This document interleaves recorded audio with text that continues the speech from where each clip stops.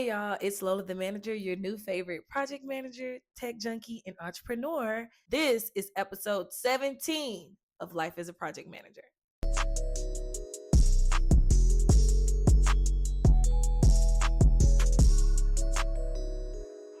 So, as we discussed in the beginning of this Life as a Project Manager series, there are 5 phases to the project lifecycle. You start off with the initiation, in which you have the idea in your head and you're trying to figure out if this is something you should actually put the effort to move forward with. Then you go into planning. Planning is where now we're going to put the pieces together. We're going to come up with a strategy in order to execute this project. And then, of course, the next phase is actually executing. You're going to actually put this in motion and you're going to get it going. Then you transition into the controlling and monitoring section, right? In that phase, that's where you're making sure everything is working as it should. You're putting out any fires. You're making sure everybody have what they need so we can make it to the finish line. And then you close out the project. But right before we close out, during that monitoring and controlling phase, we actually need to do one more thing, and that is called having a go, no-go meeting. A go, no-go meeting is a critical decision-making point in a project where all the stakeholders, the key stakeholders, come together and do a comprehensive review of everything that has taken place thus far to decide if we want to move forward and go live with this project. The whole purpose of the go, no-go meeting is to review the readiness, risk, and resources of this entire project to decide if it actually makes sense to finish this out. Now, you're probably wondering, what does this actually look like? The main players in this meeting is the project manager and the key stakeholders. The key stakeholders are typically the people who put this project on. They actually want this project executed. At that time, the project manager is probably going to present a slide deck or maybe a document that lists all the different relevant things that we did throughout this entire project and kind of brief those key stakeholders on what takes place. So typically in a project, you may have a key stakeholder who it was their idea to put this project on. Let's say someone higher up at your job wants a new software, a new app that they think would be of great use to your customers, right? They are not the ones that have to use the app. However, this app is actually going to be the responsibility of a specific department at this company, and that department is actually who you're going to be working with. However, they are not the ones that have the final say so, because though they are stakeholders, they are not the key stakeholder that is the ultimate decision maker, i.e. the person up top that wanted this happen. So when we get into these go, no-go meetings, that top dog is going to be present, and maybe some members of that department, they may be present. And we're just recapping everything that took place as if they weren't there to even know what took place. At this point, depending on the company that you work for, it should be a seamless approval process because we already had multiple checkpoints throughout the project to get to this point. So there's not that many reasons why we would get a no at this point, but anything is possible. So what exactly are we talking about? First, we're going to do a risk assessment. We're going to review all the potential risks that we may face between now at this meeting and the time that we go live and see what we want to do with them. This will let us know if it's actually good to move forward or we actually may want to go tackle these risks because they're too severe to proceed. Next, we're doing a readiness evaluation. Sometimes, depending on the company and the project, there are some resources, some personnel, some people that we need in place in order for us to go live. This is the time to have that conversation so we can make sure that we have all hands on deck. Then we're doing an alignment check. We want to make sure that all the stakeholders are on the same page regarding the project goals, timelines, and expectations. Then we have compliance verification. We need to confirm that all the regulatory and organizational requirements have been met. Then we want to do a budget review. We want to examine if the project is still financially viable and it's within budget constraints. Then we have our scope confirmation. We want to verify that the scope has not changed significantly and it's still achievable. Then we have to develop a contingency plan. So if we decide to move forward, we need to discuss backup plans in case things don't go the way that they should go. Then the whole purpose of this we want a formal commitment. We want to get that official go to proceed and get us to the finish line. And then last, we're dealing with documentation. So that entire meeting needs to be documented, archived, and sent to everyone that needs to know about it. Now that we got that entire breakdown, it's time to take our talents to the computer and see what this looks like in real time. All right, so we are going to get right into it with our no-go resources and documents. So first things first, you need to create a calendar invite. So let me increase this. And so depending on the software you're using, you are most likely going to have a body, like a message in the calendar invite, and then you're going to invite the different people, have your subject line and all that good stuff. So, as stated before, the people that need to be present for this meeting are your project sponsor, meaning the person who put this actual project in motion. Then, of course, you, the project manager, and the key stakeholders. Remember, our key stakeholders are the people who are decision makers. Their voice matters the most as far as whether or not we need to move forward. Then you have your subject line, very self-explanatory. And then we're going to get to the body. What are we actually putting in that calendar invite? You're pretty much letting people know that this is a go, no-go meeting. And then you make sure that you emphasize the fact that this is a critical decision-making session. And it's going to let us know whether or not we're going to move forward with the project. Of course, you have these elements, the date, time, and location, but that's probably already in the invite itself, so you don't need to add it here again. And then you're going to add whatever attachment is necessary. So a lot of people, they like to attach the project status report. They let people know what our current percentage complete is. So as we get close to the go meeting, we should be very close to the end of the project. So you want to put that report. And then you also want to put the agenda so they know what we're going to be talking about when we get into this go, no go meeting. And then this part here is very crucial, right? Where it says, if you cannot attend, please designate a fully informed representative to participate on your behalf. A lot of times, the project sponsors and key stakeholders, they are not readily available. As a project manager, it is your job to look at their calendar to make sure that when you're scheduling this meeting, it is a time that is open on their calendar. However, things come up and they may not be able to attend. And so you want to kind of nudge them to like, hey, have somebody on deck that knows what's going on, because if you can't be here and we don't get the green light, now we have an issue with the project. Now we are definitely going to have a timeline issue because we need this green light in order to move forward. So you put that in their hands to remind them to designate someone. And then one of the other things that I love to add is to tell them to forward this invite to anyone that they believe should be in the meeting. So for you, like we stated before, as a project manager, it's just you, the project sponsor, and the key stakeholders.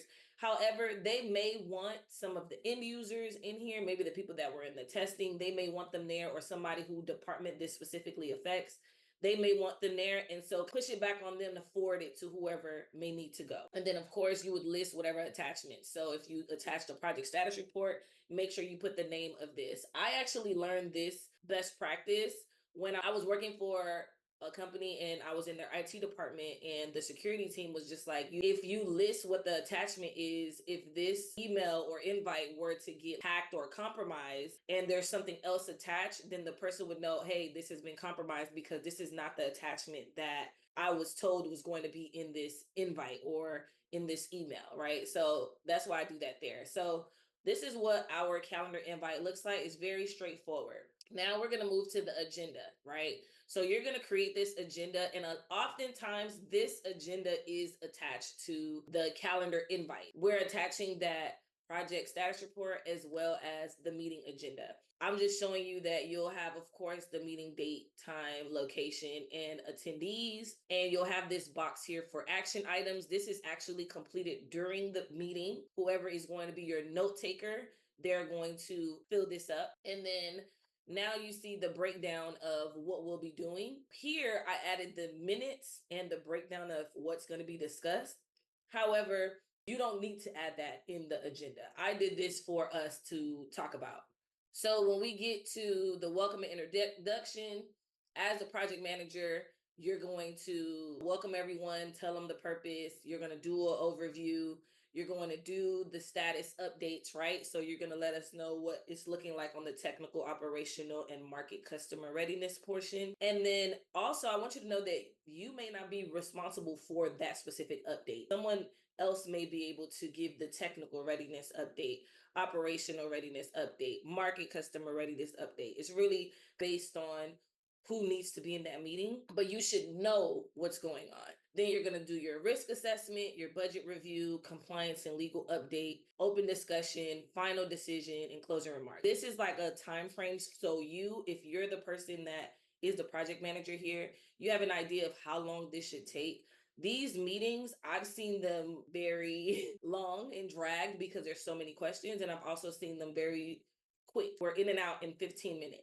So it really depends on the nature of the project, what's required. Some of this stuff you may not even do. I've been on projects where, as a project manager, we are not talking about the budget for this. This is something that another department does. I'm only focused on maybe the technical aspect or something, right? So this is what our agenda looks like. And then, of course, we have an actual deck. I want you to know that depending on the company, this entire go no go process may be completely different. I just want to show you what like a baseline is, and then you can customize and adjust accordingly. We're going to start with the agenda and let everyone know what we're going to walk through. And then you're going to go ahead into the project overview. You may be able to say this in one sentence now because you're having so many meetings in which you talk about the project overview. You go and you do that. Then you're going to give the status update. So when it comes to the designs that I put on the screen, I like to put a sample of like what you would realistically see. So this was a project schedule that we created weeks prior.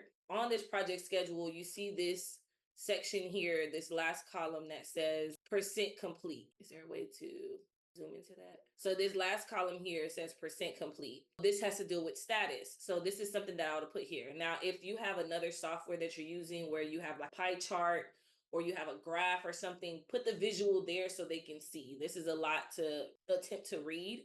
And so here is where you would highlight what the key milestones accomplished. So you let them know, hey, we've completed these phases and milestones within the project, which is the project initiation and planning. Web design is complete. Web development is complete. Content creation and SEO fully complete. All testing and quality assurance is done. And now we have our go-go meeting. And the only thing that's remaining for us to do is to launch and deploy this project and then close it out. That's where we are in this project phase. Now you have your risk assessment. Here you're going to bring up that risk register log as well as your risk management plan, and you're going to highlight all the risks that you guys have potentially identified. If there were risks that actually like occurred, like this happened, this issue took place, then I would put that here under past risk and issues. Since we are close to the end of the project, I'm only going to highlight the potential risks that we may find as we get to the end of the projects, because there's still some opportunity for risk to occur because we can still go over budget. We can have problems when it's the literal go live or launch. We may have issues after we have gone live and launch, right? So we're going to talk about that there. Here, we're going to talk about the budget. We created this towards the beginning of the series. And here, we kind of just had like a very broad budget, how we were going to navigate this project. So at the moment, there are no overruns. Overruns meaning we have gone over our budget in a specific department or something like that. We are not experiencing that. And then you can talk about what the remaining budget is. So it looks as if we did not use all the money in design and development, content creation, and SEO, and we still need to go ahead and knock out deployment. So we are on track with our budget. At the moment, we do not foresee any overruns or any issues, which is good because we have this extra money left over. In the event that we do, we can pull from these other spaces because these areas in the project have already been completed, specifically design and development, content creation, SEO. So that's kind of how you're talking in the meeting. That's the update that they want. Here is the compliance and legal review. Depending on how your company works, a lot of the times things need to go through your literal company's compliance and legal department, and it needs to meet maybe some state, federal requirements. Here is where you let it be known that everything has been approved and we are good to move forward. And now you create the space where it's like, are there any concerns and or questions before we move forward with the vote? Typically, if someone had a question, they may say something during the updates and the assessments, the risk assessment, the budget review, the legal review. right? They may say something there, but they may hold it for the end. And this is where you're asking them, are there any questions before we move forward with the vote? Any concerns, anything that you need more clarity on? And then now you go into the final decision, right? It's a literal decision page where you have your go and your no-go. When you ask for go, right, meaning we want to move forward with the project, or you get a no-go, meaning, hey, we need to delay and check out some things, you need to literally document who said go. This, and it sounds crazy, but paper trails matter. As a project manager, you are supposed to know every and all things, right? But when I say every and all things, you should have an answer for it. So if you're telling someone like, hey, well, we got approval to go forward, and they're like, from who? We need to know who that who is. We can't just say we got approval. And so here is where you would literally in real time write the name of the person. I would, let me go back to, and I would literally write Jane Miller, and then I'd write her role. She's like the head of product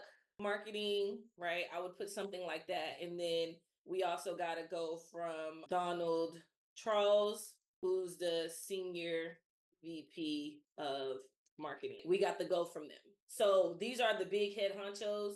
We're moving forward. If at any point there's a no, you can document the no, and then whatever comes from this meeting, like, okay, well, there's some changes that need to be made, there's some action items that need to get handled, we can discuss that. But the key thing here is we need to document. And then any closing remarks. So you say, is there anything that anyone wants to say? All right. And then you'll end it. Well, I just want to thank you guys for being here with us this entire duration of this project thus far. So happy that we're able to get that official go so we can move forward and we can go live or we can deploy next week.